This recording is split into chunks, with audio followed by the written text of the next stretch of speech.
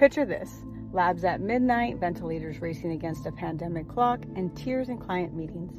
Lexi Reid's life was shattering under STEM's invisible weight. But what if one doodle could rebuild it all? Your reset starts here. Let's get started. So I went the academic route. I did the bachelor's, the master's, the PhD, the postdoc. Yeah, so it's a bit of a winding path. And I used to be an artist at the time too. So I used to create and paint and collage. And I found I couldn't even face my studio. What had been an enjoyable creative outlet suddenly became too much. How dare you just sit right next, his name was Chris, sit right next to Chris, like that's not your position. Women self-select themselves out of it, and we do that with jobs.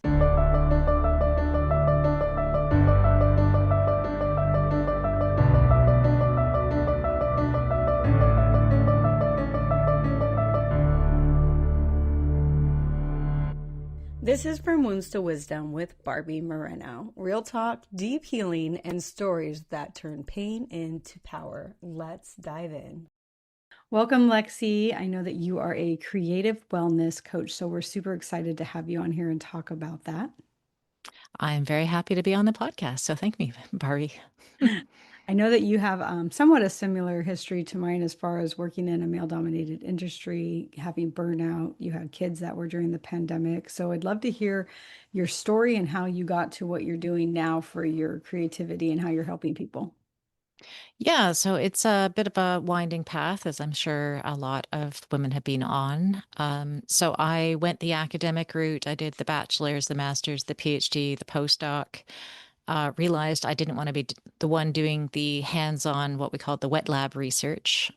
So I basically looked for other opportunities, and I ended up working for a not-for-profit for a few years, who did a lot of partnerships between um, science and technology grad students and industry. And that led me to working with the federal government. And so I did grant reviews and a lot of business development. And again, out and about with meeting people in science. And again, that was definitely working with, I'd say, predominantly a lot of men, because I was working with people who were used to working with industry. And unfortunately, a lot of women were very hesitant and put themselves forward to partners. So a lot of the grants that I was reviewing were definitely very on the male side, I will say. And a lot of the workshops I did, I noticed, again, because I was working with a lot of science and engineering, typically the women that did come to the presentations often wouldn't ask questions during the presentation, but they would come up to me afterwards and ask their questions because they were nervous about showing up in front of their colleagues with the perception of not knowing the answers. Right. So it's interesting. I've sort of seen this come up and again and again. And then I eventually left the government and worked for corporate industry, a privately owned company that designed and developed medical devices. And again, we had an interesting split of where the women were found within the company. Again, the women were typically in the finance side, the quality side, not so much in the engineering side. And also we had a number of project managers, and there was a bit of a revolving door at times with the women expressing burnout, high pressures, being to the point of tears in front of clients because the demands were unrealistic. And I found, during, as I think we talked about, during the pandemic, my company had landed quite a large project to work on emergency ventilators. And you can imagine the pressure our company was under to develop those. And so we were working 24/7, and I was on the quality and regulatory side. And it was our job to get this, from start to finish design approved and, in the hands of the Canadian public as soon as possible. So it was a lot of pressure, and we were expected to be on call 24/7, answering emails, working on designs on the fly. And I also had my kids at home during the time, and son in early high school, struggling with math and calculus, and nobody was teaching very well online because they were just learning it. My daughter was in middle school.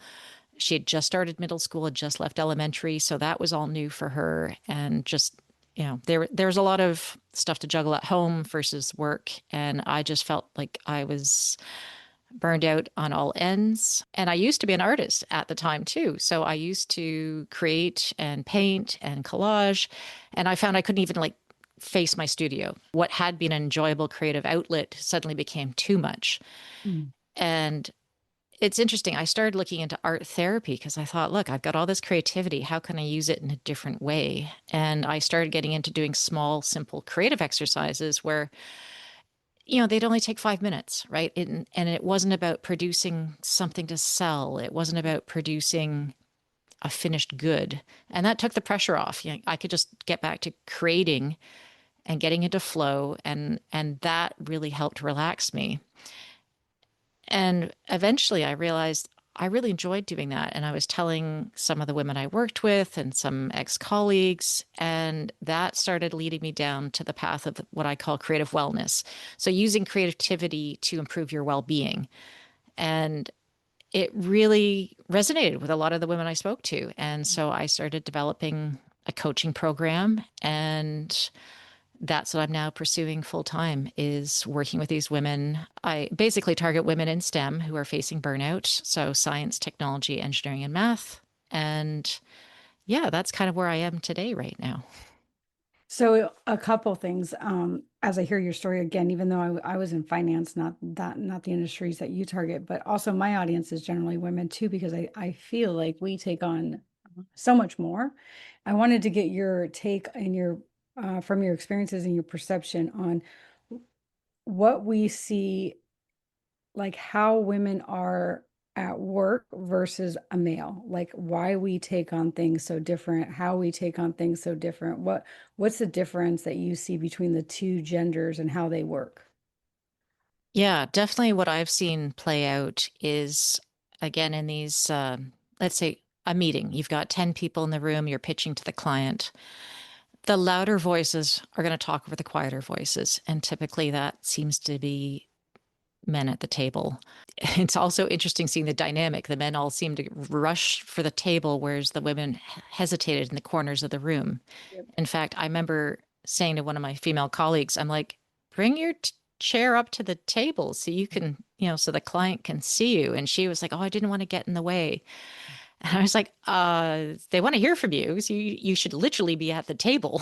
I So remember. it just little things like that. So yeah, the quiet voices, not wanting to interfere, not wanting to be seen to be a burden. Some of the project managers I talked to who were on the younger side felt it was a bit ageist. They were being spoken down to because they were perceived to be younger and female. And even though they had the best solution, until the older male program manager put forward the exact same statement, it Mhm. wasn't taken seriously. Right. So I heard a lot of frustration that there was a bit of an authority bias. There was definitely a male bias. Yeah, a lot of fighting to be heard in the room and literally to be in the room. So I've seen that play out. Definitely in the consulting industry. I did say it play out a bit again in the federal government with the grants. Again, the women felt that they couldn't apply for the big grants because again they felt they didn't have the experience to be in Yep. the running, and so they'd self-select out, which was really unfortunate. So I've seen it play out in a lot of ways. Yeah. Again, just that not having confidence in themselves that they were worth speaking up for unless somebody else said it for them, which I thought was, terrible. And if you're like, from my experience, so we would have in the private bank, we would have weekly meetings. And I remember when I first began working in this industry, I was the only female. And so again, I would stand in the back of the room and see, is there a chair left for me? Like I would never just go and sit down, right? And then as I developed more and more confidence in my position, I remember somebody told me, go sit down. Like you don't need to wait, like just go find a seat. And then I eventually ended up like always putting myself in a position where I was sitting by like the leader of the group. And I felt the men around me get resistant to that, and almost like they thought like, how dare you just sit like right next, his name was Chris, sit right next to Chris, like that's not your position. You know what I mean? And they felt like they were completely open to being able to sit next to him. But if I did, it was like I was stepping into a space that I shouldn't be stepping into. And I also have learned along the way that, like you said, women self-select themselves out of it. And we do that with jobs. I would imagine, like you said, we do that with grants. We do that in life. Like we say, oh, we don't qualify 100%. So we're not going to submit ourselves because we don't feel like we hit all of the boxes. Whereas men will hit like 50%, 65%, and then they'll just go for it. They have that confidence of just like, oh, well, I'm going to go for it. Right. And I always wonder, I mean, I kind of know from my experiences that I've seen, but what others think of why we do that as women. Again, why do we self-select ourselves out? There was, and I'm sure you're aware of the study, but they looked at salaries for positions at universities, and they found a number of positions where they're deemed equivalent experience. They both had lectures and students, but women were paid 80 cents on the dollar. Mhm. Yeah. And that that was the one good thing I'd say about the federal government is they were very transparent about their pay bands. Mhm. And if you applied to a certain role, you knew what you were being paid. Whereas again, in industry and academia, it didn't have that same forced transparency. And that's where these discrepancies come from. And as to why we allow that to happen, that is a very good question. Because, and again, I think it is a cultural belief. Mhm. I would say it's definitely, I've seen it play out within academia for sure. It's one of those things where it's a bit of an old boys club, and they will promote. They'll give the speaking opportunities to some of the male grad students over the female grad students, or worse, I've certainly seen this happen with postdocs. It happened for me. I thought I had lined up a postdoc with a company. It was an industrial postdoc. And then they basically said, "Oh, but you're probably going to go on leave. You're child rearing age, bearing age." And I was like, "I don't think you're allowed to say that." One thing. And two, they rescinded the offer. I was like, "Are you kidding?" Like, it wasn't until we got to the face-to-face interview and they actually saw my age, and I was female, and it was just, I couldn't believe I felt like I'd stepped back to the 1950s. Yeah. And that's common. That's very, very common. In fact, it's crazy that they actually say it and they will say it. And there are so many women who miss opportunities simply because we're the ones who physically hold the baby, right? Like in our body. Like we can help that. Like if we didn't do that, there wouldn't be a population. Like I don't know what they want us to do about it? But somehow it makes us less than because we're going to take time off to give birth to a child. Like we won't be able to complete the job. Whereas I know men who go on vacations for long periods of time and nobody says anything to them. We're actually giving birth to people in the world, and yet we're discriminated against. And supposedly they're not supposed to, but they do. Oh, Yeah. definitely they do, having lived that experience. And I've certainly shared that story with, other women, and they said, "Oh yeah, we've had that happen to us." Or parental leave is another fun one. Like women are allowed to take the time off, but they don't because they feel it's going to be held against them. And And it is. often it is. Again, I know some of female colleagues who are applying for grants, and they have those gaps Yeah. in their history. And when they say, "Well, where's this gap? You didn't publish anything in this year here." And it's like, "Well, I was home raising a child." Yeah. Yeah. As if that's And like so much less than, right? yeah, Yeah. exactly. Yeah. Not that I published 3 papers the year after that because I worked 3 times as hard to catch up, but it's the gap is what's held against them. Yeah, I mean, I remember one of my stories that I share when I speak and stuff is the fact that I had postpartum depression. It was discovered about 4 weeks after I had my son. I was only intending to take 6 weeks off of work because even though I'm allowed 16 in California, I knew if I took that much time off of work, it would not go well with my company. So I called my manager. I said, I have my doctor said I need to take more time off. He said, no problem. The next day, my office was given to a male. And when I called and asked about it, he said, well, he doesn't need to take time off to have babies. All completely legal. in the state of California. They can take away your office. They just simply can't give your job away, right? In my office, that sounds silly to people, but that was my pride and joy because I had earned my way to the top, and the top was the office spaces and where you were located, right?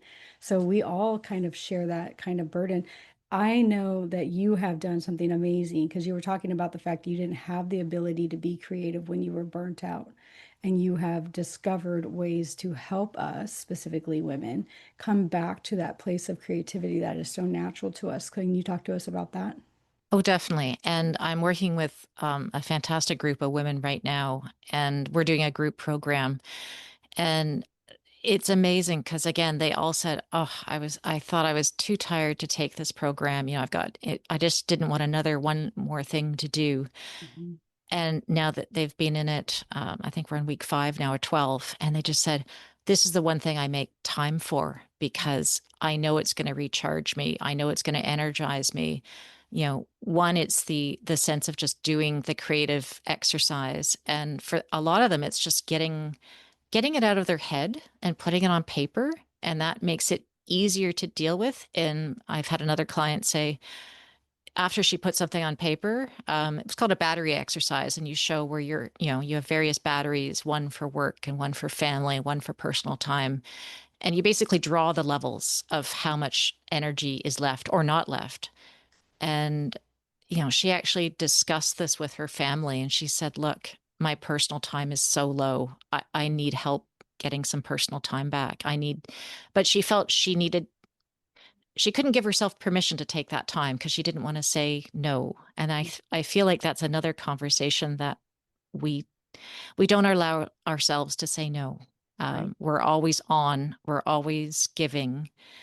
And so the fact that these super stressed out, burned out women took, time each week to do these creative exercises and then take time to discuss. And it's the discussion where they get to share their stories, share the thoughts, share their feelings. I've had a few clients say, "I can't believe I had all these feelings I was repressing," until suddenly one of the exercises is called the bridge. And you basically draw all the things you're dealing with on one side and all the things you want to move towards on the other.